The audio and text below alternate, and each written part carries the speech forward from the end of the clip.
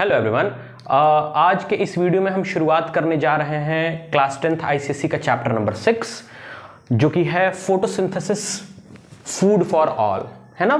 तो चलिए इस वीडियो की शुरुआत करते हैं। तो सबसे पहले हम देखेंगे कि फोटोसिंथेसिस होता क्या है, राइट। आप बचपन से डेफिनेशन पढ़ते आ रहे होंगे फोटोसिंथेसिस का।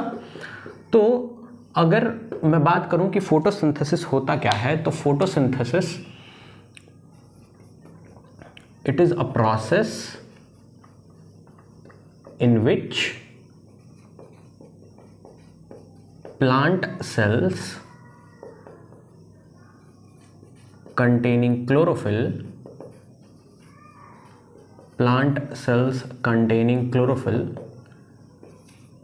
synthesize food, और कौन सा फूड? ग्लूकोज। फूड का कौन सा कंपोनेंट? ग्लूकोज, है ना। तो containing chlorophyll synthesize food by the help of water and sunlight, ठीक है। और फिर हम एक और पॉइंट लिख सकते हैं फोटोसिंथेसिस में कि oxygen is released as a byproduct in photosynthesis. Oxygen is released as a byproduct in photosynthesis. तो हमने ये देखा फोटोसिंथेसिस के डेफिनेशन में कि फोटोसिंथेसिस एक ऐसा प्रोसेस है जिसमें प्लांट सेल्स के अंदर ये प्रोसेस होता है फोटोसिंथेसिस का। और कौन सी प्लांट सेल्स के अंदर ये प्रोसेस होता है फोटोसिंथेसिस का? उन्हीं प्लांट सेल्स के अंदर जिन प्लांट सेल्स के अंदर क्या पाया जाएगा? क्लोरोफिल पाया जाएगा। क्या पाया जाएगा? क्लोरोफिल। अगर उस प्लांट सेल के अंदर क्लोरोफिल नहीं है तो वो प्लांट सेल फोटोसिंथेसिस में पार्टिसिपेट नहीं करेगा, राइट। तो फोटोसिंथेसिस उस प्लांट सेल में होता है जिस प्लांट सेल के पास क्या होता है? क्लोरोफिल। और फोटोसिंथेसिस की जो प्रोसेस है उसमें क्या बनता है? फूड बनता है। और कौन सा फूड? किस प्रकार का फूड? ग्लूकोज बनता है। क्या बनता है? ग्लूकोज, है ना। और इस फूड को बनाने के लिए सेल के अंदर क्या होना चाहिए? क्लोरोफिल।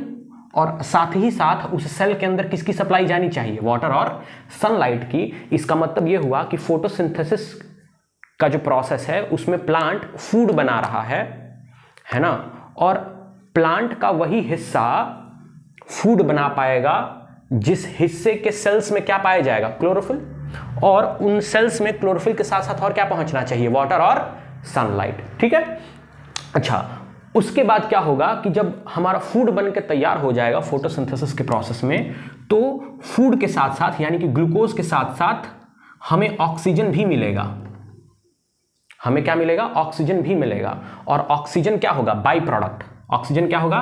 By product. यानी कि ये ऑक्सीजन जो है प्लांट खुद इस्तेमाल नहीं कर पाएगा। प्लांट इस ऑक्सीजन को कहां रिलीज कर देगा? बाहर रिलीज कर देगा, एटमॉस्फेयर में, राइट। तो फोटोसिंथेसिस एक ऐसा प्रोसेस है जिसमें plant cells containing chlorophyll synthesize food. कौन सा food? Glucose, by the help of water and sunlight, है ना। And during photosynthesis oxygen is also produced which is a by product. By product मतलब वो रिएक्शन का main product नहीं है। Reaction का मेन प्रोडक्ट क्या है? ग्लूकोज। ऑक्सीजन उसमें बाय प्रोडक्ट मिलता है। तो प्लांट ऑक्सीजन खुद तो इस्तेमाल करता नहीं है, वो कहां रिलीज कर देता है? बाहर, एटमॉस्फेयर में, राइट। अच्छा, और साथ ही साथ यहां पर एक चीज हम और ऐड कर लेते हैं कि प्लांट सेल्स के अंदर तो क्लोरोफिल की सप्लाई चाहिए, वाटर की सप्लाई चाहिए और सनलाइट की, और साथ ही साथ किसकी सप्लाई चाहिए? CO2 की। किसकी सप्लाई चाहिए? CO2 की भी सप्लाई चाहिए। कोई दिक्कत? तो फोटोसिंथेसिस में प्लांट सेल के पास क्या होना चाहिए फोटोसिंथेसिस करने के लिए? क्लोरोफिल होना चाहिए, वाटर होना चाहिए, सनलाइट पहुंचना चाहिए, और साथ ही साथ उस सेल के अंदर क्या पहुंचना चाहिए? CO2। और ऑक्सीजन प्रोड्यूस होगा बाई प्रोडक्ट में जो बाहर रिलीज कर दिया जाएगा एटमॉस्फेयर में, राइट। अच्छा, अब अगर मैं बात करूं कि फोटोसिंथेसिस हमें क्या क्या प्रोवाइड करता है। फोटोसिंथेसिस हमें क्या क्या प्रोवाइड करता है? तो फोटोसिंथेसिस हमें सबसे पहले क्या प्रोवाइड करा रहा है? फूड। क्या प्रोवाइड करा रहा है? फूड। धरती पर मौजूद जितने भी लिविंग ऑर्गेनिजम्स हैं उनके अंदर फूड जो जा रहा है वो फूड दरअसल किस प्रोसेस की हेल्प से जा रहा है, फोटोसिंथेसिस की ही हेल्प से जा रहा है। कैसे, वो हम बात को समझते हैं। जैसे मान लीजिए प्लांट है, ठीक है, प्लांट ने फोटोसिंथेसिस करके क्या बनाया, फूड। कौन सा फूड, ग्लूकोज। और ये प्लांट से कहां गया फूड, हर्बीवोर के पास। किसके पास गया, हर्बीवोर के पास, प्लांट ईटिंग एनिमल के पास। फिर हर्बीवोर को किसने खाया, कार्निवोर ने, राइट।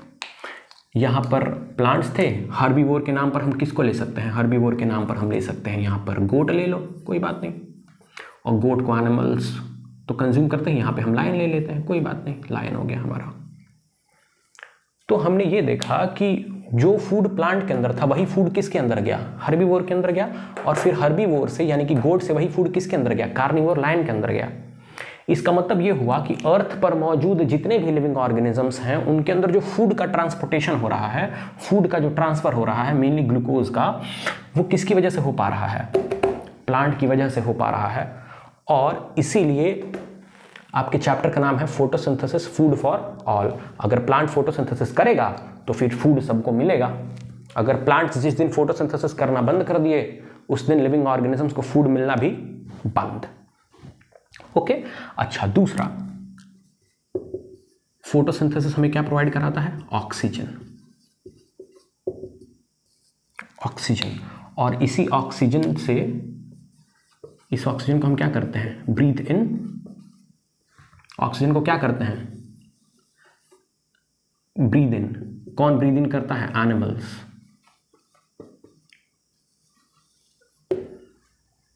तो प्लांट जब फोटोसिंथेसिस कर रहा है तो जो बाय प्रोडक्ट ऑक्सीजन निकल रहा है वो ऑक्सीजन कौन ब्रीद इन करता है, एनिमल्स। और उसी से एनिमल्स सर्वाइव कर रहे हैं। तो देखिए फोटोसिंथेसिस सर्वाइव करने के लिए फूड भी प्रोवाइड करा रहा है, साथ ही साथ सर्वाइव करने के लिए और क्या प्रोवाइड करा रहा है, ऑक्सीजन, राइट। तो हमने अभी तक फोटोसिंथेसिस का डेफिनेशन देखा, हमने ये देखा कि फोटोसिंथेसिस की इंपॉर्टेंस क्या है हमारे लिए, राइट।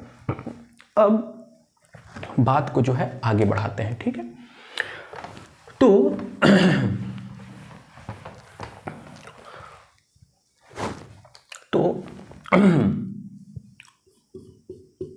आपने ये देखा कि फोटोसिंथेसिस उन्हीं प्लांट सेल्स में होगा जिन प्लांट सेल्स के अंदर क्या पाया जाएगा, क्लोरोफिल।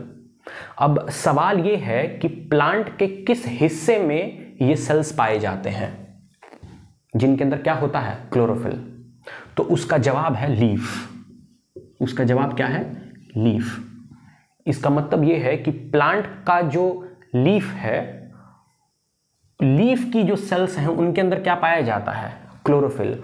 और लीफ की जो सेल्स हैं जिनके अंदर क्लोरोफिल पाया जाता है उन सेल्स को क्या कहा जाता है, मेसोफिल सेल्स।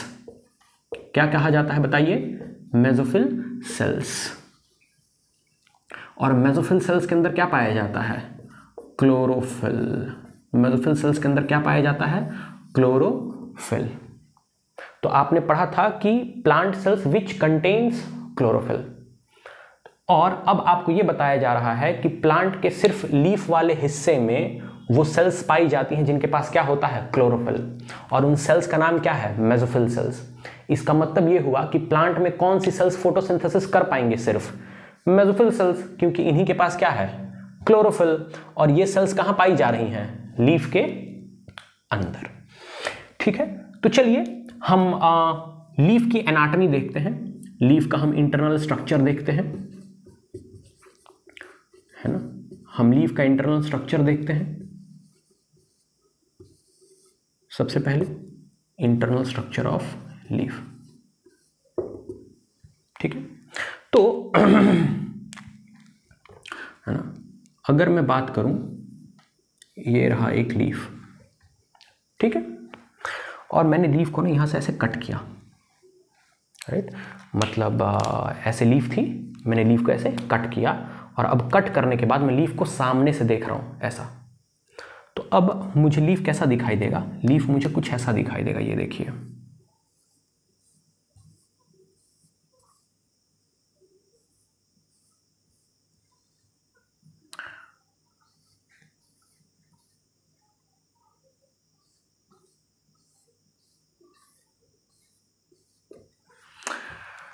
है ना। ये लीफ का अपर सरफेस, ये लीफ का लोअर सरफेस, ठीक है। तो हम इसको नाम दे देते हैं अपर एपिडर्मिस और इसको हम नाम दे देते हैं लोअर एपिडर्मिस। अपर एपिडर्मिस और लोअर एपिडर्मिस, ठीक है।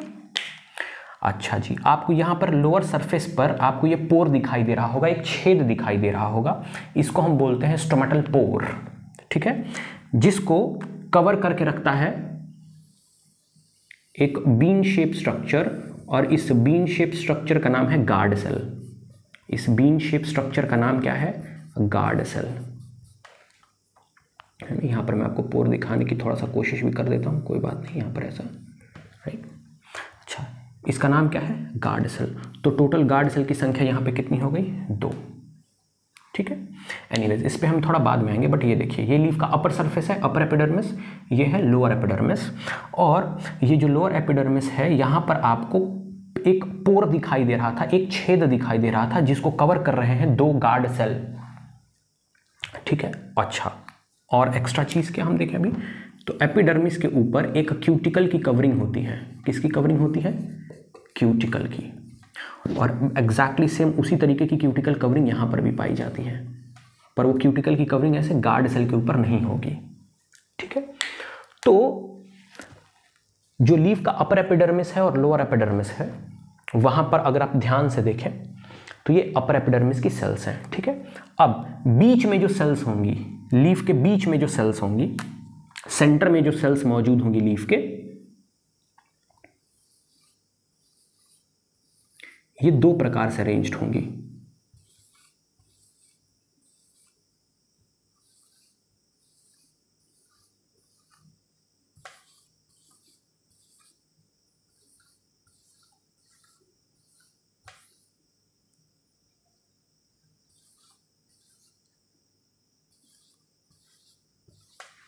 ठीक है, ये जो लीफ के सेंटर में सेल्स मौजूद है ना, इन्हीं सेल्स को कहा जाता है मेसोफिल सेल्स। क्या कहा जाता है? Mesophyll cells. और इन्हीं सेल्स के अंदर क्या पाया जाता है? क्लोरोफिल। क्या पाया जाता है? Chlorophyll, right. तो अभी हम वो थोड़ा मेसोफिल सेल को अलग से भी स्टडी करेंगे, बट अभी सिर्फ मैं आपको लीफ के इंटरनल स्ट्रक्चर के बारे में बताना की कोशिश कर रहा हूं। तो लीफ का जो अपर सरफेस है उसको हम क्या बोलते हैं? Upper epidermis. जो सेंटर में सेल्स मौजूद हैं, लीफ के बिल्कुल सेंटर में जो सेल्स मौजूद हैं, उन्हें हम क्या कह रहे हैं? Mesophyll cell. और जो लीफ का बिल्कुल लोअर सरफेस है उसको हम क्या बोल रहे हैं? Lower epidermis. और लोअर एपिडर्मिस पर आपको पोर्स दिखने को मिलेंगे, और उन पोर्स को कवर करके कौन रख रहा है? Guard cell. कवर करके कौन रख रहा है? Guard cell, right. अब ये जो सेंटर में मेसोफिल सेल्स मौजूद हैं, यहां पर आपको दिखेगा कि ये 2 प्रकार से अरेंज्ड हैं। देखिए, इतने हिस्से की जो मेसोफिल सेल्स हैं ये बिल्कुल टाइटली पैक्ड हैं, देखिए एकदम टाइटली पैक्ड हैं। और इतने हिस्से की जो मेसोफिल सेल्स हैं ये लूजली पैक्ड हैं, इनके बीच में स्पेसेस मौजूद हैं। देखिए यहाँ पे आपको स्पेसेस दिखाई दे रहा होगा। तो मेसोफिल सेल का वो हिस्सा जहां पर सेल्स बिल्कुल टाइटली पैक्ड हैं, इसको हम नाम देते हैं पेलिसेड पेरेन्काइमा। इसको हम क्या नाम देते हैं? पेलिसेड पेरेन्काइमा, ठीक है। और मेसोफिल सेल का ये हिस्सा जहां पर इंटरसेलुलर स्पेसेस पाया जा रहा है मेसोफिल सेल्स के बीच में, इनको हम नाम देंगे स्पॉन्जी पेरेन्काइमा। क्या नाम देंगे? Spongy parenchyma. इसका मतलब मेसोफिल सेल्स 2 पार्ट में डिवाइडेड है, पेलिसेड पेरेन्काइमा और स्पॉन्जी पेरेन्काइमा। पेलिसेड पेरेन्काइमा वाली जो मेसोफिल सेल्स होंगी वो एकदम टाइटली पैक्ड होंगी, उनके बीच में गैप बिल्कुल नहीं होगा। स्पॉन्जी पेरेन्काइमा वाली जो मेसोफिल सेल्स होंगी उनके बीच में क्या पाया जाएगा? गैप पाया जाएगा, ठीक है। अच्छा, अब ये लीफ है, ये समझिए, है ना। ये लीफ हो गई, ये अपर सरफेस, अपर एपिडर्मिस, ये लोअर सरफेस, और बीच में जो सेल्स मौजूद हैं उन्हें क्या कहा जा रहा है? Mesophyll cell. अच्छा, एक बात बताइए, अगर ये लीफ का अपर सरफेस है, मान लीजिए ये लीफ का अपर सरफेस है, तो सनलाइट ऐसे पड़ेगी, सनलाइट ऐसे पड़ेगी। तो आपके तो दिमाग में यही सवाल आएगा ना कि फोटोसिंथेसिस सबसे ज्यादा कौन सी सेल्स करेंगी? वही सेल्स करेंगी जो लीफ में सबसे ज्यादा ऊपर की तरफ है। कौन? Upper epidermis. बट ये नहीं पॉसिबल है। ये इसलिए नहीं पॉसिबल है क्योंकि अपर एपिडर्मिस की जो सेल्स हैं इनके अंदर क्लोरोफिल नहीं पाया जाता है ना। आप याद करिए फोटोसिंथेसिस का बेसिक कॉन्सेप्ट, वही प्लांट सेल फोटोसिंथेसिस कर पाएगी जिसके अंदर क्या पाया जाता है, क्लोरोफिल। और अपर एपिडर्मिस की जो सेल्स हैं इनके अंदर क्लोरोफिल नहीं पाया जाता है। तो अगर सनलाइट पड़ेगी तो जो सबसे टॉप मोस्ट सेल्स हैं वो फोटोसिंथेसिस कर ही नहीं सकती। फोटोसिंथेसिस कौन कर पाएगा, सिर्फ मेसोफिल सेल्स, क्योंकि सिर्फ इन्हीं के पास क्या है, क्लोरोफिल। सिर्फ इन्हीं के पास क्या है, क्लोरोफिल। अच्छा, अब अगर हम लोअर एपिडर्मिस की सेल्स देखें तो ये भी फोटोसिंथेसिस नहीं कर सकती क्योंकि इनके पास भी क्लोरोफिल नहीं पाया जाएगा। एपिडर्मिस की कौन सी सेल्स फोटोसिंथेसिस कर पाएंगी, सिर्फ और सिर्फ गार्ड सेल्स, क्योंकि इन्हीं के पास क्या पाया जाता है, क्लोरोफिल। गार्ड सेल्स के पास क्या पाया जाता है, क्लोरोफिल, राइट। तो अगर हम ओवरव्यू की बात करें तो plant cells containing chlorophyll will perform the activity of photosynthesis. फिर हमने ये देखा कि वो प्लांट सेल्स जिनके अंदर क्लोरोफिल होता है वो प्लांट के किस ऑर्गन में पाई जाती है, लीफ में, और उन सेल्स को हम क्या नाम देते हैं, मेसोफिल सेल्स। और ये सेल्स बिल्कुल कहां मौजूद होती हैं, लीफ के सेंटर में। मीजो वर्ड का मतलब पता है क्या होता है, मीजो वर्ड का मतलब होता है बिटवीन या फिर सेंटर। तो लीफ के बिल्कुल सेंटर में जो सेल्स मौजूद है मेसोफिल सेल्स, सिर्फ वही फोटोसिंथेसिस में पार्टिसिपेट कर सकती हैं। एपिडर्मिस की कौन सी सेल्स फोटोसिंथेसिस में पार्टिसिपेट कर पाएगी, वही सेल पार्टिसिपेट कर पाएगी, कौन सी सेल, गार्ड सेल, क्योंकि इसी के पास सिर्फ क्या पाया जाएगा, क्लोरोफिल, है ना। मैक्सिमम फोटोसिंथेसिस कौन करेगा, मेसोफिल सेल्स। और मेसोफिल सेल्स देखिए दो प्रकार से अरेंज है, पैलिसेड और स्पॉन्जी, ठीक है। अब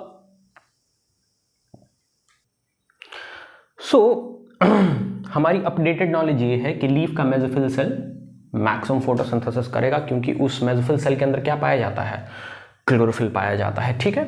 तो अब अगर मान लीजिए ये मेसोफिल सेल है तो आपको ये बताया गया है कि मेसोफिल सेल के अंदर क्लोरोफिल पाया जाता है, ठीक है।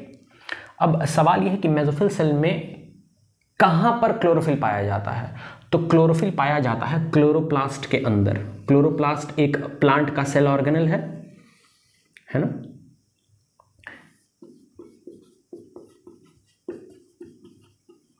क्लोरोप्लास्ट प्लांट सेल का एक सेल ऑर्गेनल है, इसके अंदर पाया जाता है क्लोरोफिल।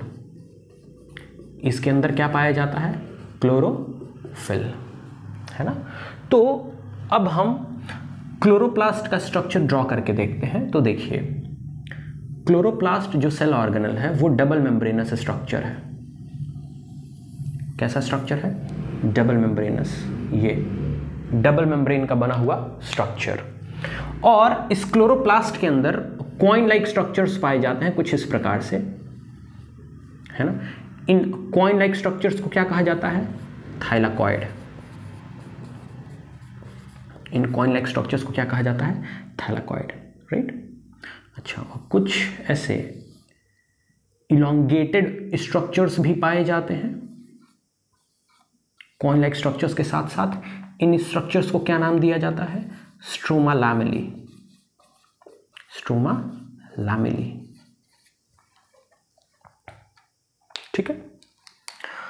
तो और क्लोरोप्लास्ट के अंदर ये जो फ्लूइड होता है, इस फ्लूइड को हम कहते हैं स्ट्रोमा। इस फ्लूइड को हम क्या कहते हैं, स्ट्रोमा। तो हमने क्लोरोप्लास्ट के स्ट्रक्चर के बारे में अभी तक ये देखा है कि क्लोरोप्लास्ट के पास दो मेम्ब्रेन है। ये हो जाएगा आपका आउटर मेम्ब्रेन और ये हो जाएगा आपका इनर मेम्ब्रेन, आउटर मेम्ब्रेन और इनर मेम्ब्रेन। और अंदर क्या मौजूद है, स्ट्रोमा। ये एक फ्लूइड है और इस स्ट्रोमा में क्या पाए जा रहे हैं, ये कॉइन लाइक स्ट्रक्चर्स। इन कॉइन लाइक स्ट्रक्चर्स को क्या कहा जा रहा है, थैलाकॉइड। और ये जो आपको कॉइन्स का ग्रुप दिख रहा है, ये जो बंच दिख रहा है, इसे हम क्या कहेंगे, ग्रैनम। एक को हम क्या कहेंगे, ग्रैनम। और ग्रैनम यहां पर एक से ज्यादा है, दो ग्रैनम है ना, तो प्लूरल हो गया। तो एक से ज्यादा अगर ग्रैनम होंगे तो हम कौन सा शब्द अप्लाई करेंगे, ग्रैना। ग्रैना है क्या, ग्रैनम का प्लूरल। और ये जो इलोंगेटेड आपको स्ट्रक्चर दिखाई दे रहा है, ये क्या है, स्ट्रोमा लैमेली। अच्छा जी, अब सवाल यह है कि ये तो रहा क्लोरोप्लास्ट का स्ट्रक्चर और आपको ये बताया गया है कि क्लोरोप्लास्ट के अंदर क्लोरोफिल पाया जाता है। तो अब सवाल यह है कि क्लोरोप्लास्ट के अंदर कहां पर क्लोरोफिल पाया जाएगा? तो क्लोरोफिल पाया जाएगा थैलेकॉइड के मेम्ब्रेन में। क्लोरोफिल कहां पाया जाएगा? थैलेकॉइड के मेम्ब्रेन में और स्ट्रोमा लैमेली के मेम्ब्रेन में, है ना। तो हम यहां पर लिख सकते हैं कि chlorophyll is present in the thylakoid membrane and stroma lamella membrane है ना। अच्छा, अब सवाल यह है कि इस स्ट्रोमा में क्या पाया जाता है? तो इस स्ट्रोमा में एक केमिकल पाया जाता है, इस केमिकल का नाम है NADP। इस केमिकल का नाम क्या है? NADP। और कौन सा केमिकल पाया जाता है? ADP, है ना। तो स्ट्रोमा में, जो क्लोरोप्लास्ट का स्ट्रोमा है वहां पर आपको दो केमिकल्स दिखाई देंगे, एक तो NADP और दूसरा ADP। अब सवाल यह है कि ये जो NADP है इसका फुल फॉर्म क्या होगा? जो NADP है इसका फुल फॉर्म क्या होगा? तो इसका फुल फॉर्म होगा निकोटिनामाइड एडिनाइन डाइन्यूक्लियोटाइड। नाम काफी लंबा है बट आप अगर बोलने की प्रैक्टिस करेंगे 6-7 बार तो वो आपके दिमाग में बात बैठ जाएगी। इसका फुल फॉर्म उतना टेंशन लेने वाली कोई बात नहीं है, राइट। अच्छा, उसके बाद ADP का फुल फॉर्म क्या हो जाएगा? तो एडिनोसिन डाइफॉस्फेट, एडिनोसिन डाइफॉस्फेट। तो ये दो मेन केमिकल कहां पाए जा रहे हैं? क्लोरोप्लास्ट के स्ट्रोमा में, है ना। और क्लोरोफिल कहां पाया जा रहा है? थैलेकॉइड के मेम्ब्रेन में। इसका मतलब ये हुआ कि अगर मैं यहां पर, ये रहा मेसोफिल सेल, मैं यहां पर लेबलिंग कर लेता हूं क्लोरोफिल की, ये लीजिए मैं यहां पर लेबलिंग कर लेता हूं। मैं क्लोरोप्लास्ट नहीं दिखा रहा आपको, मैं सिर्फ आपको क्लोरोफिल दिखा रहा हूं। तो प्लांट की कौन सी सेल्स फोटोसिंथेसिस करेंगी? जिनके अंदर क्लोरोफिल होगा। अब ये सेल्स को सिर्फ क्लोरोफिल चाहिए क्या फोटोसिंथेसिस करने के लिए? नहीं, इनको सनलाइट भी चाहिए, इनको वाटर भी चाहिए और साथ ही साथ क्या चाहिए? CO2। साथ ही साथ क्या चाहिए? CO2। अब एक बात बताइए, ये रहा लीफ, अब CO2 जो है वो ऊपर से सीधा नीचे तो आएगा नहीं, है ना, क्योंकि ये जो क्यूटिकल की लेयर है ना, ये क्यूटिकल की लेयर CO2 को आने नहीं देगी, है ना। अच्छा, और नीचे से भी CO2 नहीं आ पाएगा ना, क्योंकि यहां पर भी क्या है? क्यूटिकल की लेयर। अब इसका मतलब यह है कि अगर मेसोफिल सेल्स तक CO2 को पहुंचना होगा तो वो तभी पहुंच पाएंगी जब ये गार्ड सेल्स ओपन हो और यहां पर जो छेद था, जो पोर था, जिसको स्टोमेटल पोर कह रहे थे, वो ओपन हो। गार्ड सेल के एक्सपैंड होने से वो स्टोमेटल पोर ओपन हो, वो छेद ओपन हो और अंदर कौन एंट्री कर जाए? CO2, right. तो अगला जो हम टॉपिक पढ़ेंगे वो हम इतने सेक्शन को पढ़ेंगे, इतने सेक्शन को, राइट, कि कैसे गार्ड सेल ओपन होते हैं तो CO2 अंदर एंट्री लेता है, ठीक है। तो बेसिकली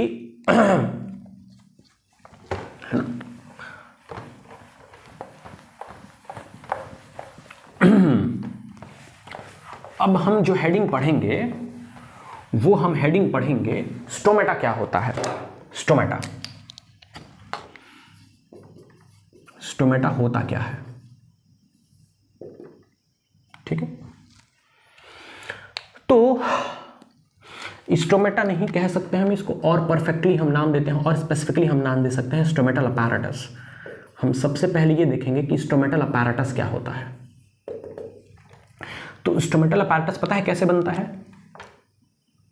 ये देखिए, ये अगर मान लीजिए लीफ है और ये लीफ का लोअर सरफेस है। ये लीफ का कौन सा सरफेस है? जो सामने की तरफ आपको दिख रहा है, ये लीफ का लोअर सरफेस है। तो लीफ के लोअर सरफेस पर क्या होगा? एक छेद होगा, ऐसा पोर होगा, और इस पोर को कवर करके चारों तरफ से कौन रखता है? Guard cell. चारों तरफ से कवर करके कौन रखेगा? गार्ड सेल, ठीक है। अच्छा, और इनके चारों तरफ कौन सी सेल्स होंगी? एपिडर्मिस की सेल्स होंगी। तो एक मैं आपको और बात बताऊं कि गार्ड सेल के चारों तरफ जो एपिडर्मिस लेयर की सेल्स होती है ना, वो थोड़ी सी मॉडिफाइड होती हैं, उनका शेप थोड़ा कुछ अलग होता है और उन सेल्स को कहा जाता है सब्सिडियरी सेल। क्या कहा जाता है? Subsidiary cell. तो अब अगर मैं इतने स्ट्रक्चर को उठाऊं जो लीफ के लोअर सरफेस पर मौजूद होगा, इसके पास क्या क्या है? देखिए, ये स्टोमेटल पोर, ये छेद, चारों तरफ इसके गार्ड सेल, और गार्ड सेल के चारों तरफ मॉडिफाइड एपिडर्मल सेल्स, जिनको हम क्या बोल रहे हैं? Subsidiary cell. ये तीनों चीजें मिलकर के क्या बनाती हैं? Stomatal apparatus. तो आइए अब हम इसे डिटेल में बनाते हैं, ठीक है। तो ये रहा स्टोमेटल पोर, वो छेद जो एकदम अभी क्लोज्ड आपको दिखाई दे रहा होगा, और वो आपको एकदम बिल्कुल क्लोज्ड इसलिए दिखाई दे रहा होगा क्योंकि इसके चारों तरफ ऐसे गार्ड सेल्स हैं। ऐसे चारों तरफ क्या है? गार्ड सेल्स हैं, ठीक है। अच्छा, गार्ड सेल्स के चारों तरफ क्या होंगे? एपिडर्मिस के सेल्स, ये वाले सेल्स, और एपिडर्मिस के सेल्स जो गार्ड सेल्स के चारों तरफ होते हैं वो थोड़े से क्या होते हैं? मॉडिफाइड। वो थोड़े से क्या होते हैं? मॉडिफाइड। और इनको हम क्या नाम देते हैं? Subsidiary cells. Subsidiary cells. ये क्या है? Guard cells. ये क्या है? Guard cells. और गार्ड सेल्स की अगर हम अंदर वाली वॉल देखें, ये वाली वॉल, ये वाली वॉल, तो ये वाली वॉल थिक है और बाहर वाली वॉल थिन है। तो हम गार्ड सेल के बारे में ये लिख सकते हैं कि इनर वॉल जो होता है गार्ड सेल्स का, वो क्या होता है? थिक। और जो आउटर वॉल होता है गार्ड सेल्स का, वो क्या होता है? थिन, ठीक है। अच्छा, गार्ड सेल्स के पास क्या पाया जा रहा है? क्लोरोप्लास्ट। मैं क्लोरोप्लास्ट को ऐसे दिखा दे रहा हूँ, और क्लोरोप्लास्ट के अंदर क्या पाया जा रहा है? क्लोरोफिल। ये मैंने ऐसे दिखा दिया, ठीक है। तो ये यहाँ पर ब्लू कलर से हो जाएगा आपका क्लोरोप्लास्ट, और क्लोरोप्लास्ट के अंदर क्लोरोफिल, ये हो जाएगा आपका क्लोरोफिल, ठीक है। अच्छा, और ये क्या है? ये वाले पार्ट, ये हो जाएगा आपका स्टोमेटल अपर्चर। Stomatal aperture. और ये कंबाइंड स्ट्रक्चर क्या कहलाता है? Stomatal apparatus. स्टोमेटल अपैरेटस में क्या आता है? स्टोमेटल अपर्चर आता है, दो गार्ड सेल आते हैं, और चारों तरफ के सब्सिडियरी सेल्स, है ना। और लीफ के लोअर सरफेस पर ऐसे ही ढेर सारे स्टोमेटल अपैरेटस होंगे। यानी कि अगर हम स्टोमेटल अपैरेटस का प्लूरल कर दें, प्लूरल ऑफ स्टोमेटल अपैरेटस, तो वो क्या कहलाता है? स्टोमेटा। तो स्टोमेटा एक प्लूरल शब्द है, सिंगुलर शब्द नहीं है, इस बात को याद रखिएगा। अच्छा, अब मैं क्या कह रहा हूं? अब मैं ये कह रहा हूं कि जब ये गार्ड सेल्स एक्सपैंड करेंगे ना, जब ये गार्ड सेल्स एक्सपैंड करेंगे तो ये जो पोर है स्टोमेटल अपर्चर, ये ओपन होगा, और जैसे ही ये पोर ओपन होगा, अंदर किसकी एंट्री होगी? CO2 की, और फोटोसिंथेसिस की शुरुआत होगी, राइट। तो अब अगला हेडिंग जो हम पढ़ने जा रहे हैं वो इसी से रिलेटेड है कि कैसे ये गार्ड सेल्स ओपन होंगे और स्टोमेटल अपर्चर के थ्रू CO2 अंदर एंट्री लेगा, राइट। तो अगली हेडिंग जो हम पढ़ेंगे वो हम पढ़ेंगे opening and closing of stomata. Opening and closing of stomata. Opening and closing of stomata. Opening and closing of stomata, है ना। तो अब हम कंटिन्यू करने वाले हैं opening and closing of stomata वाले हेडिंग को, ठीक है। तो अब हम ये देखेंगे कि कैसे ये स्टोमेटल पोर ओपन होगा और CO2 की एंट्री होगी। और हमने पढ़ रखा है कि CO2 की एंट्री अंदर तभी होगी जब ये गार्ड सेल एक्सपैंड करेंगे। तो हम अब पढ़ने वाले हैं topic opening and closing of stomata, ठीक है, जिसमें हम देखेंगे कि गार्ड सेल एक्सपैंड कैसे करता है, कैसे फिर स्टोमेटल अपर्चर ओपन होता है और CO2 के अंदर एंट्री होती है। तो opening and closing of stomata को एक्सप्लेन करने के लिए दो थ्योरी दी गई हैं। एक थ्योरी का नाम है sugar concentration theory, sugar concentration theory, और दूसरी जो थ्योरी दी गई है वो दी गई है K+ ion theory, K+ ion theory. तो चलिए हम पहले शुगर कॉन्सेंट्रेशन थ्योरी को समझते हैं। शुगर कॉन्सेंट्रेशन थ्योरी क्या कहती है? शुगर कॉन्सेंट्रेशन थ्योरी ये कहती है कि डे टाइम में क्या होता है कि डे टाइम में गार्ड सेल फोटोसिंथेसिस करता है। गार्ड सेल क्या करता है? फोटोसिंथेसिस करता है। और यानी कि यहां पर जो मौजूद गार्ड सेल है वो क्या करता है? फोटोसिंथेसिस करता है। अच्छा, तो मैं इस चीज को ना पहले ऐसे ड्रॉ भी कर देता हूं, कोई बात नहीं, आप फिर समझ जाइएगा। ये भी देखिए, ये अभी स्टोमेटल अपर्चर बिल्कुल क्या है? क्लोज्ड। और ये रहा गार्ड सेल एकदम ऐसा चिपका हुआ, कोई बात नहीं, ये एकदम चिपका हुआ गार्ड सेल। और ये मैं डायरेक्टली मैं क्लोरोफिल ही ड्रॉ कर दे रहा हूँ, कोई बात नहीं। क्लोरोप्लास्ट, और क्लोरोप्लास्ट के अंदर क्या होगा? क्लोरोफिल। ठीक है, तो दिन के समय क्या होगा कि जो गार्ड सेल है, गार्ड सेल क्या करेगा? फोटोसिंथेसिस करेगा, क्योंकि गार्ड सेल तो देखिए बाहरी सरफेस पर है ना, तो इसको सनलाइट भी मिल ही रहा होगा, इसको CO2 भी डायरेक्टली मिल ही जा रहा होगा, वाटर तो इस तक पहुंच ही जा रहा होगा जाइलम की मदद से। तो दिन के समय लीफ का सबसे पहला सेल जो फोटोसिंथेसिस करना शुरू करेगा वो कौन सा होगा? Guard cell, according to sugar concentration theory. अब गार्ड सेल जब फोटोसिंथेसिस करना शुरू करेगा तो गार्ड सेल के अंदर ग्लूकोज की मात्रा बढ़ेगी। गार्ड सेल के अंदर ग्लूकोज की मात्रा बढ़ेगी। ठीक है, अब जब गार्ड सेल के अंदर ग्लूकोज की मात्रा बढ़ेगी, इसका मतलब यह भी हो सकता है कि गार्ड सेल के अंदर पानी की मात्रा कम होगी, है ना। अगर गार्ड सेल के अंदर ग्लूकोज का कॉन्सेंट्रेशन बढ़ेगा, इसका मतलब गार्ड सेल के अंदर वाटर का कॉन्सेंट्रेशन कम होगा। तो क्या होगा फिर कि गार्ड सेल के चारों तरफ जो ये सब्सिडियरी सेल्स थे, गार्ड सेल्स के चारों तरफ ये जो सब्सिडियरी सेल्स थे, इनके यहां से पानी गार्ड सेल के अंदर आएगा, है ना। तो हम ये लिख सकते हैं कि water from surrounding subsidiary cells, water from surrounding subsidiary cells enters inside guard cell, enters inside guard cell।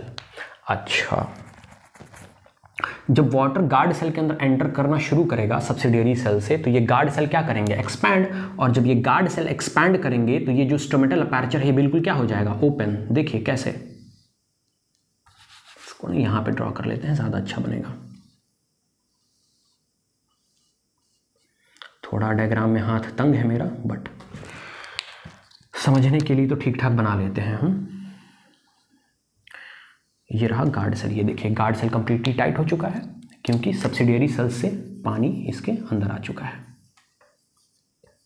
और जब गार्ड सेल एक्सपैंड करेगा तो ये स्टोमेटल अपर्चर ओपन, यहां पर जो छेद था वो ओपन, और CO2 अंदर एंट्री ले लेगा।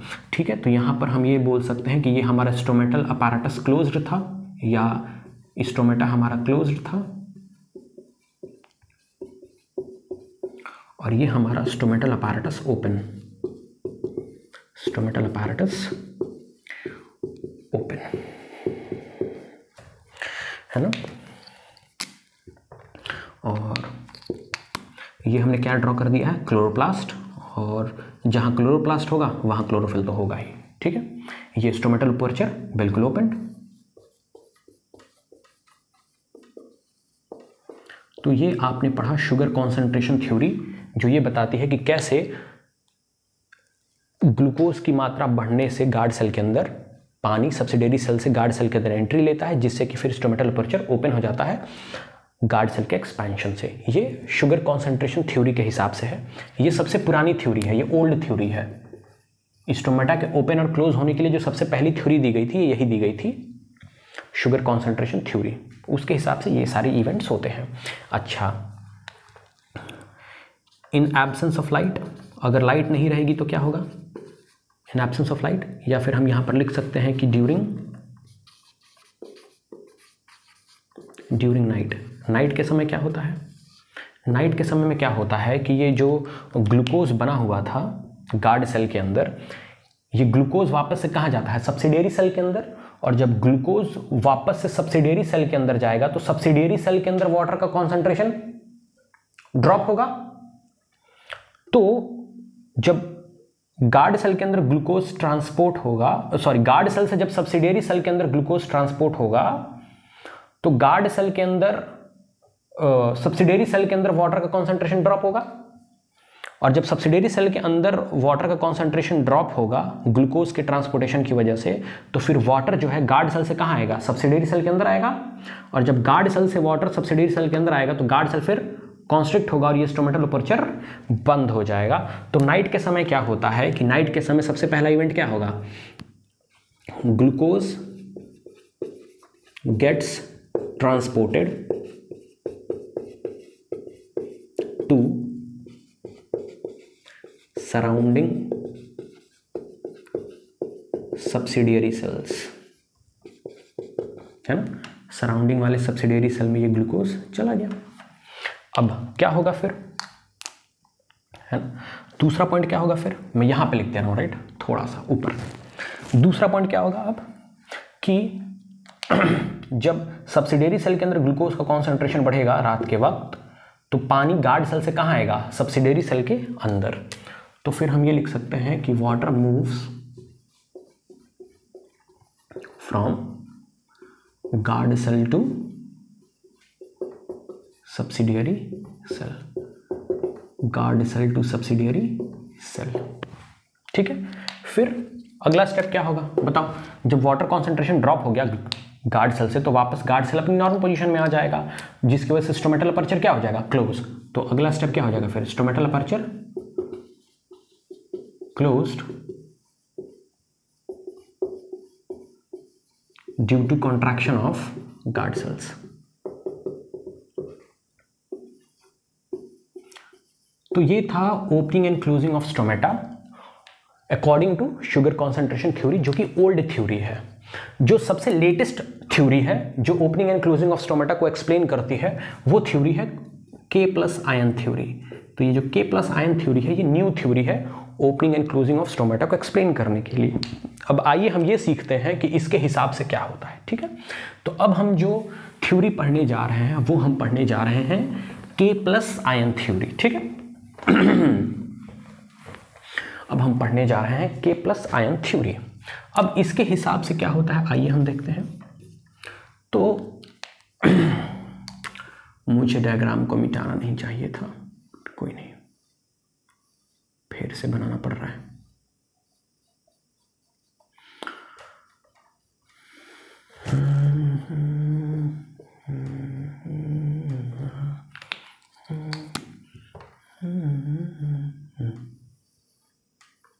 ये हो गया आपका गार्ड सेल, चूसा हुआ गार्ड सेल है ये क्लोरोप्लास्ट, क्लोरोप्लास्ट के अंदर क्या होगा, क्लोरोफिल, और ये चारों तरफ सब्सिडियरी सेल्स, ठीक है। ये हमारा है क्लोज्ड स्टोमेटा या क्लोज्ड स्टोमेटल अपैरेटस पे बोल दो, कोई बात नहीं, ये है हमारा क्लोज्ड स्टोमेटल अपैरेटस। अब हम ये देखेंगे कि ये according to K+ ion theory ये क्लोज्ड स्टोमेटल अपैरेटस ओपन कैसे होता है, ठीक है। तो according to this theory day time में क्या होता है, डे टाइम में गार्ड सेल जो है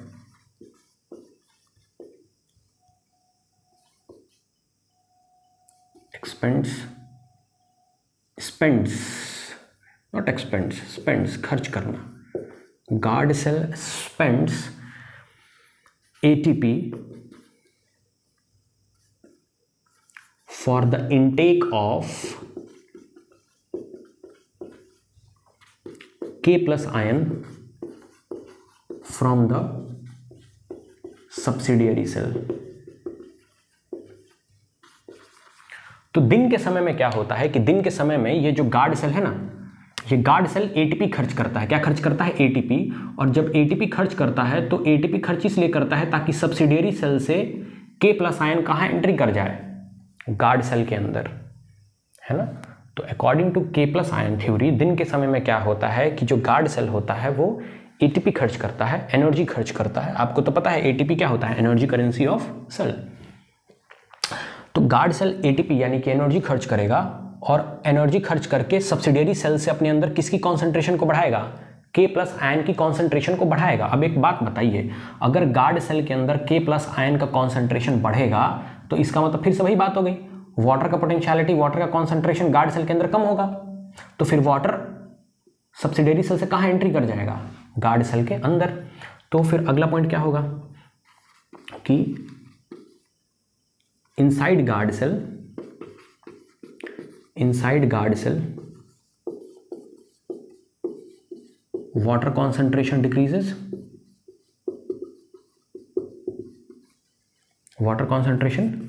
decreases, which results in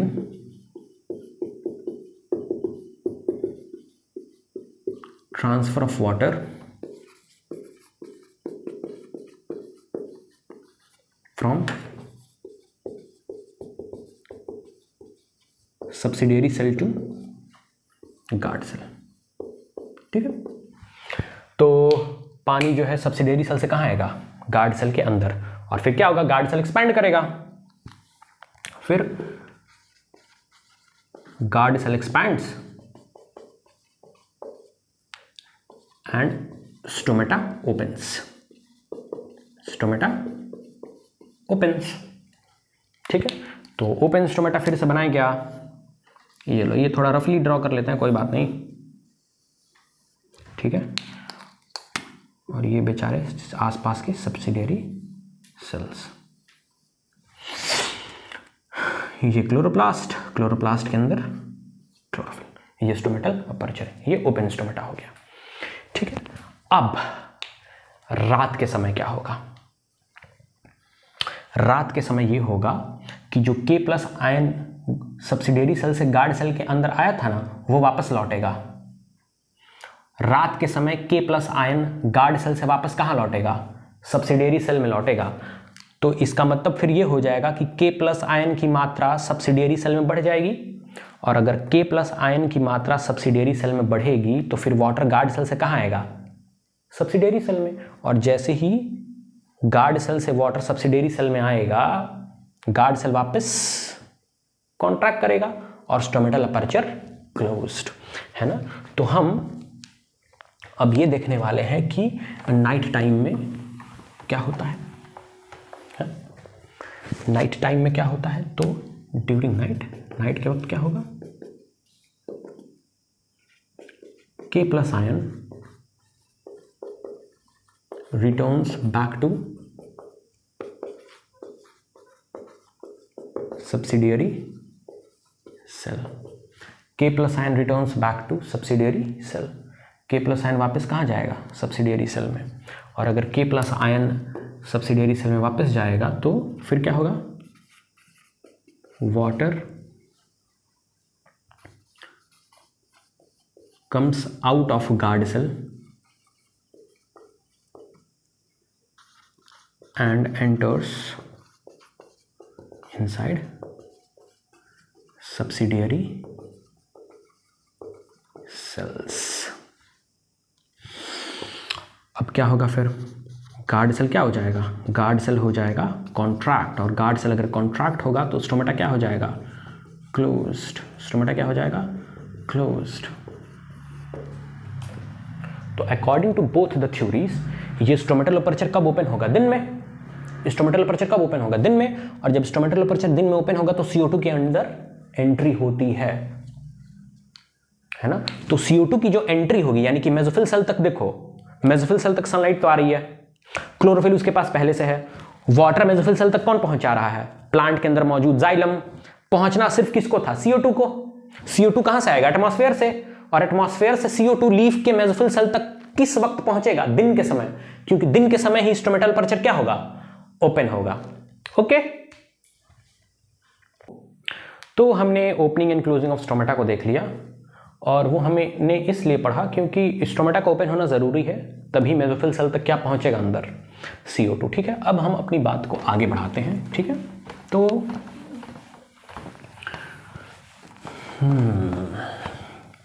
अब हम अपनी बात को आगे बढ़ाएंगे। ठीक है, तो अभी तक अगर मैं आपकी नॉलेज को अपडेट करूं तो फोटोसिंथेसिस कहाँ होता है? Chlorophyll containing cell. और प्लांट का कौन सा हिस्सा ऐसा है जिसके सेल्स के पास क्लोरोफिल पाया जाता है? तो वो है लीफ।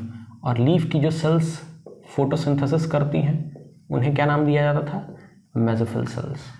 इसका मतलब क्लोरोफिल किसके पास होता था? मेसोफिल सेल के अंदर, ठीक है। और मेसोफिल सेल के अंदर क्लोरोफिल कहाँ पाया जाता था? क्लोरोप्लास्ट के अंदर। कहाँ पाया जाता था? क्लोरोप्लास्ट के अंदर, राइट। और क्लोरोप्लास्ट के अंदर क्लोरोफिल कहाँ पाया जाता था? क्लोरोप्लास्ट के अंदर क्लोरोफिल कहाँ पाया जाता था? थाइलाकॉइड की मेम्ब्रेन में। कहाँ पाया जा रहा था? थाइलाकॉइड की मेम्ब्रेन में। अच्छा एक बात बताइए, मेसोफिल सेल के अंदर क्लोरोप्लास्ट है और क्लोरोप्लास्ट के अंदर क्लोरोफिल है। इसका मतलब ये हुआ कि फोटोसिंथेसिस की जो पूरी की पूरी रिएक्शन होगी वो कहाँ पर होगी? क्लोरोप्लास्ट के अंदर होगी। इसका मतलब ये हुआ कि अगर मैं क्लोरोप्लास्ट का एक बड़ा सा स्ट्रक्चर ऐसा ड्रॉ करूं, राइट, क्लोरोफिल का अगर मैं एक क्लोरोप्लास्ट का अगर मैं एक बड़ा सा स्ट्रक्चर ड्रॉ करूं तो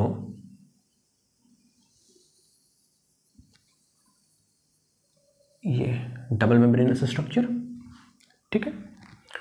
और आपको अंदर क्या दिखाई देगा?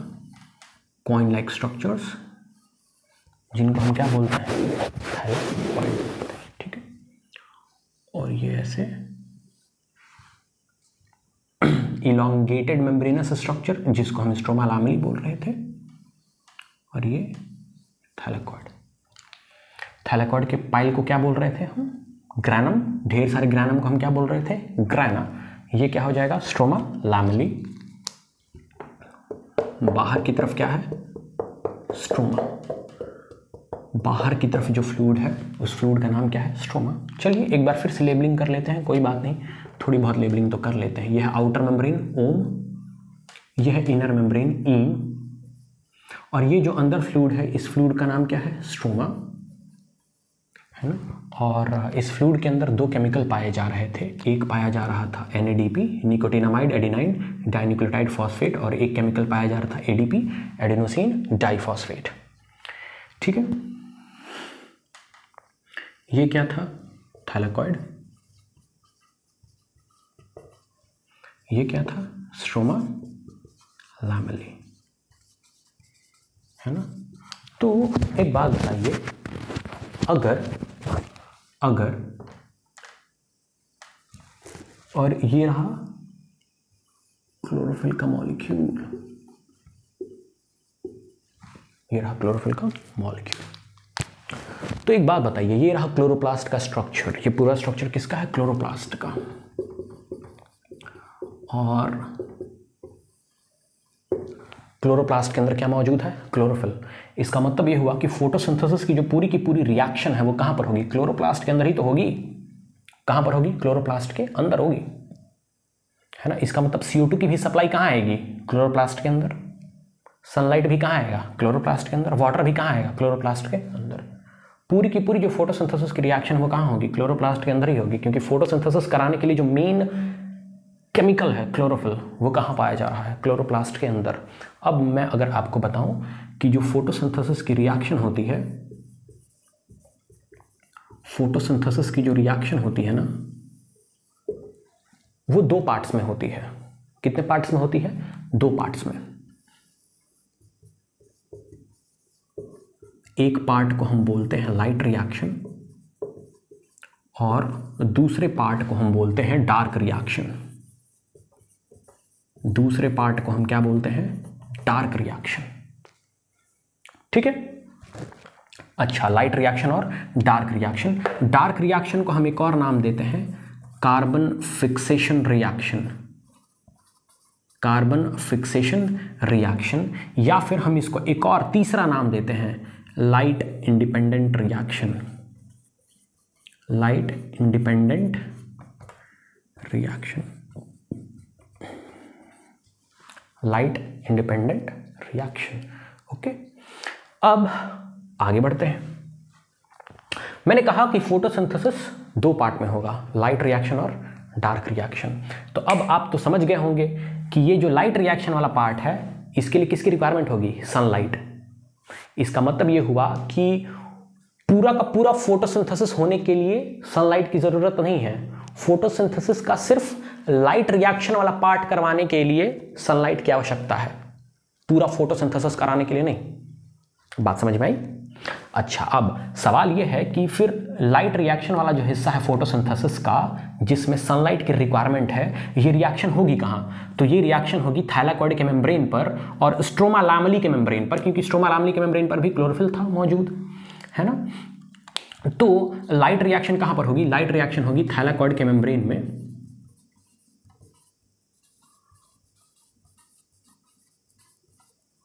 और स्ट्रोमा लामेली के मेम्ब्रेन में, स्ट्रोमा लामेली के मेम्ब्रेन में,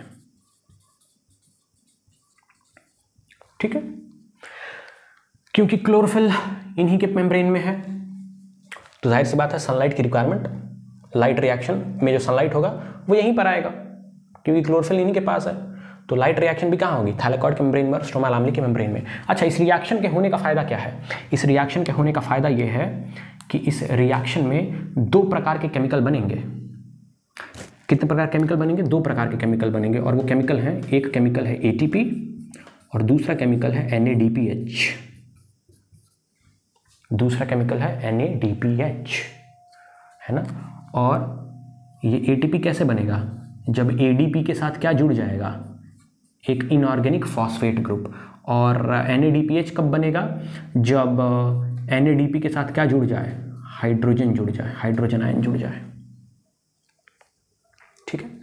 इसका मतलब ये हुआ कि सन की लाइट आई, यहां पर लाइट रिएक्शन हुआ, और लाइट रिएक्शन का फायदा ये हुआ कि स्ट्रोमा में मौजूद जो NADP और ATP हैं वो किस में कन्वर्ट हो गए? NADPH और ATP में।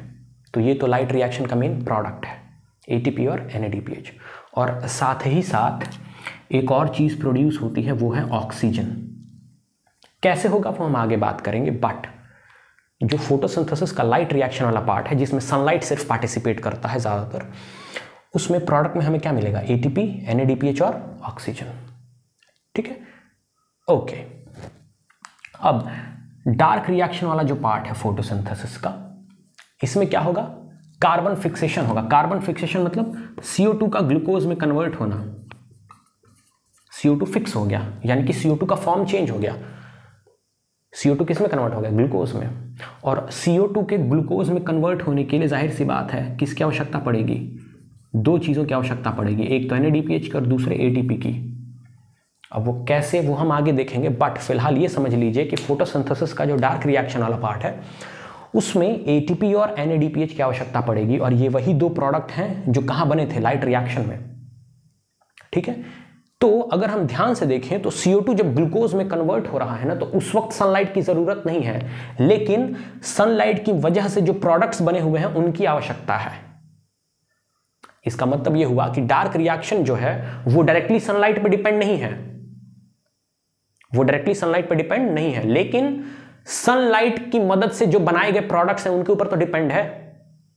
लेकिन since it is not directly dependent upon the sunlight, dark reaction को हम एक और नाम देते हैं लाइट इंडिपेंडेंट रिएक्शन, है ना। तो फोटोसिंथेसिस की जब शुरुआत होगी तो सबसे पहले क्लोरोप्लास्ट के अंदर लाइट रिएक्शन कंप्लीट होगा, उसके बाद कौन सा रिएक्शन कंप्लीट होगा? डार्क रिएक्शन, है ना। और पता है जैसे ही लाइट रिएक्शन बंद होगी वैसे ही डार्क रिएक्शन भी बंद हो जाता है, क्योंकि लाइट रिएक्शन जब तक होती रहेगी तब तक ATP और NADPH की सप्लाई आती रहेगी, और तब तक कार्बन डाइऑक्साइड ग्लूकोज में कन्वर्ट होता ही रहेगा। और जैसे ही सनलाइट बंद, ATP और NADPH आना बंद, तो डार्क रिएक्शन भी बंद। तो ये मत समझ लीजिए कि डार्क रिएक्शन 24 घंटे चलता है। डार्क रिएक्शन तभी तक चलेगा जब तक सनलाइट रहेगी, ठीक है। अच्छा, अब हमने ये देखा था कि लाइट रिएक्शन जो हो रही थी वो मेनली कहां पर हो रही थी? थैलाकोइड के मेम्ब्रेन में और स्ट्रोमा लामेली के मेम्ब्रेन में, जिसकी वजह से स्ट्रोमा में मौजूद ADP ATP में कन्वर्ट हो रहा था और NADP NADPH में कन्वर्ट हो रहा था, ठीक है। अब सवाल यह है कि डार्क रिएक्शन कहां होगा फिर? तो डार्क रिएक्शन होता है स्ट्रोमा रीजन में। क्लोरोप्लास्ट के किस रीजन में? स्ट्रोमा रीजन में, यानी कि स्ट्रोमा रीजन में ही CO2 किस में कन्वर्ट होता है? ग्लूकोज में। और वो इसलिए क्योंकि स्ट्रोमा रीजन में ही तो NADPH और ATP मौजूद है, ओके। तो आई होप आपको इतनी सारी जो हमने जानकारियाँ प्रोवाइड कराई वो आपको अच्छे से समझ में आ गई होंगी, है ना। इसका जो पार्ट 2 आएगा उसमें हम चैप्टर को कंप्लीटली फिनिश कर देंगे, राइट। और अगर आपको इस वीडियो से मदद मिलती है तो आप भी हमारी मदद कर सकते हैं हमारे वीडियो को लाइक करके, हमारे वीडियो को ज़्यादा से ज़्यादा शेयर करके, हमारे वीडियोस पे कमेंट्स करके, and please subscribe to our channel. Thank you everyone.